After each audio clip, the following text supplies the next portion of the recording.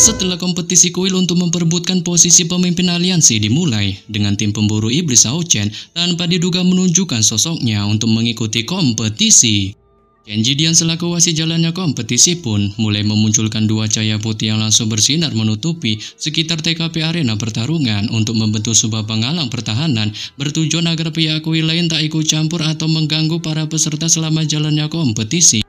Yang bahkan penghalang pertahanan ini juga mampu menahan pengeboman alat ilahi ataupun domain tanpa bisa dihancurkan sedikit pun. Dengan pemegang kendali utama dari seluruh penghalang pertahanan ini adalah Chen Jidian sendiri. Oleh sebab itu setelah penghalang pertahanan berhasil terbentuk, pertarungan pertama dari kompetisi besar kuil pun dimulai dan semua hakim berada di ruang tunggu pun segera mengamati secara seksama TKP arena pertarungan.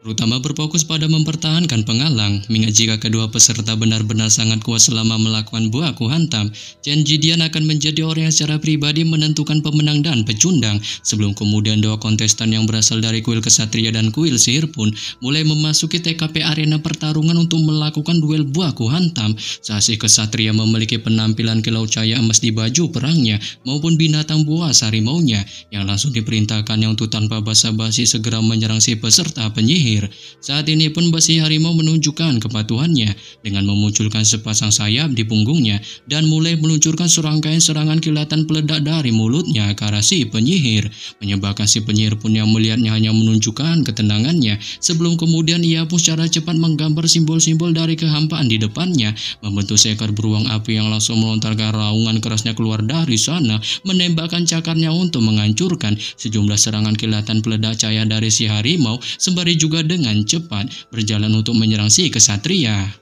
Saat ini pun si kesatria segera membuat gerakan yang luar binasa, tak membiarkan sedikit pun dirinya terjerat oleh beruang api dengan memilih untuk pergi dari punggung si harimau serta membiarkannya bertarung melawan beruang api dan mulai memunculkan pedang sucinya untuk cara langsung melakukan buah kuantum one by one melawan si penyihir. Mengingat dia tahu pada tingkat yang sama, kekuatan penyerangan si penyihir tak diragukan lagi adalah yang terbesar. Jadi hal pertama yang diperlukan untuk mengalahkan si penyihir adalah menyegel sihirnya, dikarenakan jika tidak, kemungkinan dipastikan dirinya akan dapat dikalahkan oleh serangan sihir dari si penyihir yang terbilang sangat terkuat. Tetapi ketika pedang suci si kesatria melesat menyerang ke arah si penyihir, tanpa diduga tubuh si penyihir pun tiba-tiba berubah menjadi ilusi dan ketika muncul kembali, ia pun secara mengejutkan sudah berada di atas si kesatria, memunculkan kemampuan jari vulkaniknya yang langsung dilesatkannya ke arahnya, menyebabkan si kesatria pun yang melihatnya tak dapat menghindarinya, memilih untuk menahannya menggunakan pedang sucinya, mengingat ia tahu betul bahwa jika dirinya kali ini mundur dalam pertahanan, tindakan selanjutnya serangan jari vulkanik itu akan menguncinya ke posisi pasif, memungkinkannya pada titik itu dirinya dipastikan hampir mustahil untuk dapat menghindarinya, sehingga kali ini cahaya emas dan merah pun terjalin di udara dan si kesatria sepenuhnya diselimuti oleh cahaya yang menyala dengan mengeluarkan sejumlah erangan kesakitan serta beberapa jejak hangus tersisa di tubuhnya. Tetapi demikian, meskipun si kesatria menderita kerugian dalam bentrokan ini, tujuannya pun nyatanya tercapai, sebab serangan jari vulkanis si penyihir tak cukup untuk membuatnya menerima dampak serangan yang begitu mengerikan, dan dalam kilatan cahaya kemasan kecepatannya pun langsung naik mencapai bagian depan penyihir dalam sekejap untuk tanpa basa-basi langsung memunculkan kemampuan kecepatan cahayanya serta meluncurkan serangan balik pedangnya ke arah si penyihir, mengakibatkan si penyihir pun yang tak dapat menghindari kecepatan kilat serangan pedangnya.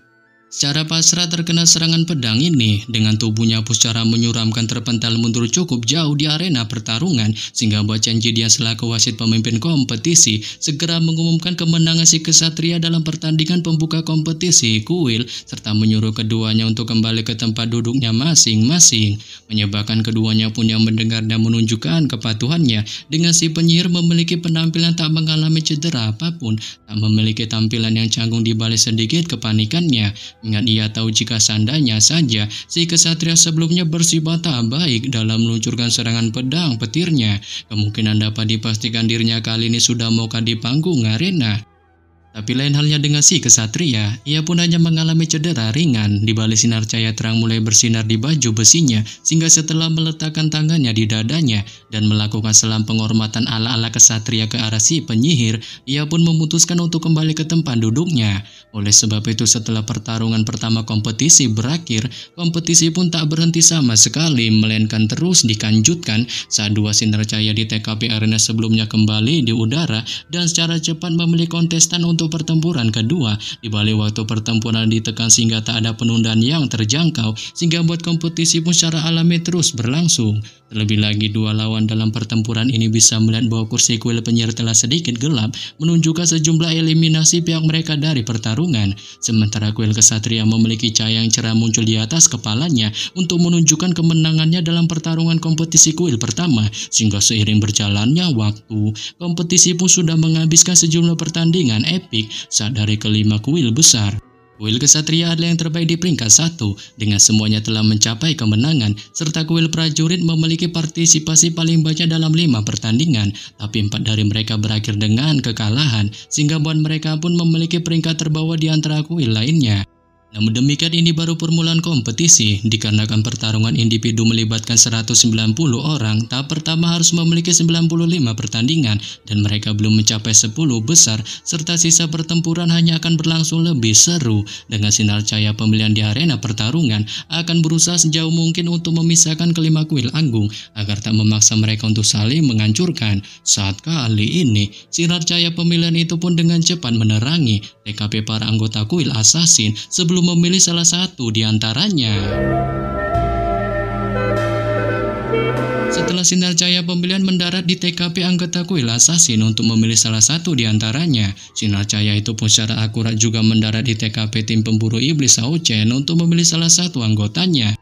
Namun sebelum memasuki arena pertarungan, salah satu anggota tim pemburu iblis Shao Chen pun haruslah melepas jubah yang menutupi tubuhnya, memperlihatkan wujud pakaiannya untuk membuktikan bahwa dirinya tak memiliki peralatan lain, sehingga buat para hadirin yang melihat di panggung arena pun tak kuasa menahan dirinya untuk berteriak keras. Menemukan tim pemburu iblis itu sangatlah mudah, sebelum kemudian para kesatria dari kuil kesatria pun tiba-tiba menyebutkan bahwa sosok pemburu iblis itu merupakan Yang Wenjao, sehingga buat mereka pun yang mengetahuinya sontak melontarkan berbagai pertanyaan julidnya, yang diantaranya tentang dirinya yang bagaimanakah bisa bergabung bersama tim pemburu iblis Shao Chen pasca menghilang sekian lamanya. Terlebih lagi mereka juga merasa heran dibandingkan 4 tahun yang lalu. Yang Wenjao pun menjadi jauh lebih alim, dengan awalnya memiliki karakter yang tegas meskipun agak tengil, tapi sekarang sifatnya tampak seperti sepotong batu giok yang memiliki hati berisikan kedamaian, sehingga buat para kesatria ini pun tak kuasa melontarkan seruan kagumnya. Namun ketika para kesatria ini masih menunjukkan rasa kagumnya atas perubahan sifat dari Yang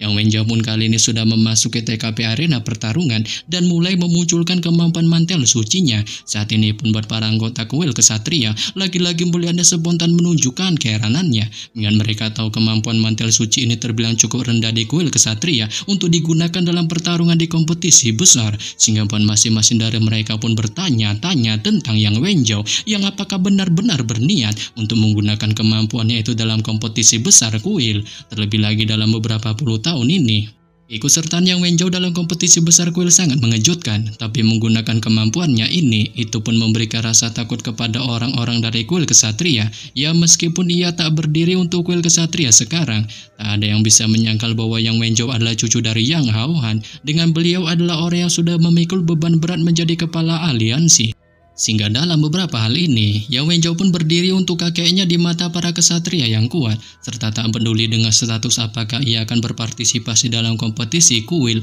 Para petinggi dari kuil kesatria pun secara alami tak mau sedikit pun melihatnya kalah dalam pertarungannya. Dengan ketika para anggota kuil kesatria memikirkan hal ini, Yang Wenjao pun tanpa diduga tiba-tiba merilis kemampuan mantel sucinya di arena, dan ketika kemampuannya itu dirilis, mereka pun dengan cepat menyadari bahwa itu tak sesederhana seperti seperti yang mereka pikirkan, dikarenakan itu benar-benar dirilis dalam skala besar dengan tubuh yang Wenjao bertindak sebagai pusat yang langsung menyebarkan secara cepat sinar cahaya mantelnya di sekujur tubuhnya, diikuti lambaian tangannya yang langsung memunculkan kedua pedang cahayanya. Saat itu pun menyebabkan penampilannya kali ini berubah secara drastis, tampak seperti halnya seorang dewa kesatria di balik sepasang sayap yang perlahan muncul di punggungnya dengan diselimuti sejumlah energi spiritual emas tampak sangat luar binasa. Yang hal ini pun sontak membuat sejumlah hadirin dari berbagai kuil melihat perubahan hebat yang dialaminya. Masing-masing spontan menunjukkan keterkejutannya dengan tak menyangka kuil kesatria ternyata masih menyimpan seorang kesatria muda yang tampak sangat berbakat. Mengingat kemampuan mantel suci itu dapat diantisipasi oleh orang yang memiliki kepekaan tinggi, bertujuan untuk mencari jejak seorang asasin, sehingga jika si asasin berniat untuk datang menyerangnya, ia pun pasti akan punya waktu untuk merespon. Yang bukan hanya itu saja, tapi cahaya merah di mata yang Wenjao pun juga jelas adalah kemampuan penguncian seorang kesatria. Terlebih lagi di satu sisi, seorang kesatria adalah musuh bebuyutan seorang asasin. Dengan jika ia terkunci oleh seorang kesatria, seorang asasin pun tak punya pilihan selain memilih untuk menghadapinya dalam baku hantam langsung. Namun melihat perubahan luar binasa yang ditunjukkan Yang Wenjao, si kaisar asasin tingkat 8 yang menjadi lawannya di arena hanya menunjukkan ketenangannya di balik tatapan seriusnya terus menatapnya. Mengingat ia tahu selama dirinya tak mengambil inisiatif untuk menyerangnya terlebih dahulu, kemungkinan Yang Wenjao tak akan dapat memiliki cara untuk menemukan, sehingga dengan cara itu ia pun memastikan dirinya merasa pede akan memenangkan pertarungan melawannya. Namun tepat ketika kaisar asasin memikirkan hal ini, Yang Wenjao pun tiba-tiba bereaksi, memunculkan sejumlah kabut emas yang cara cepat naik di atas tubuhnya, menyebabkan para kontestan lain pun yang melihatnya spontan menunjukkan kebingungannya, dengan masing-masing dari mereka sama sekali tak mengerti tentang apa yang sebenarnya sedang dilakukan Yang Wenjao. Mengingat kemampuan penyimpanan kekuatannya itu tentu saja akan meningkatkan kekuatan ofensifnya, sehingga buat masing-masing dari mereka pun bertanya-tanya tentang gerangan apa gunanya ia menggunakan kemampuannya itu jika tak ada target yang bisa ditemukannya. Dengan itu juga sama saja hanya akan menghabiskan energi spiritualnya. Yang bahkan kaisar asasin pun juga menunjukkan keheranannya atas kemampuan yang dimunculkan Yang Wenjao dengan bertanya-tanya tentang gerangan kemampuannya yang apakah dimaksudkan untuk memancingnya keluar dari persembunyiannya. Tetapi kaisar asasin pun memilih menghilangkan semua keheranannya ini dan memutuskan untuk tetap menunjukkan mode bersembunyinya di arena tanpa bergerak sedikit pun dari TKP-nya. Sembari ingin melihat apa yang Yang Wenjao rencanakan selanjutnya setelah menggunakan kekuatan penyimpanannya. Terlebih lagi tak banyak orang mengerti bahwa dalam situasi seperti ini, hasilnya akan diputuskan tepat ketika salah satu dari mereka akan membuat langkah pertama penyerangan. Saat jika seandainya Yang Wenjao berhasil menemukan si kaisar asasin di bawah pengaruh kekuatan penyimpanannya, dapat dipastikan si kaisar asasin akan mengalami kekalahan. Tetapi sebaliknya, jika Yang Wenjao tak bisa memanfaatkan kemampuan yang dimunculkannya, itu sama saja akan memberi kaisar asasin kesempatan untuk mengalahkannya.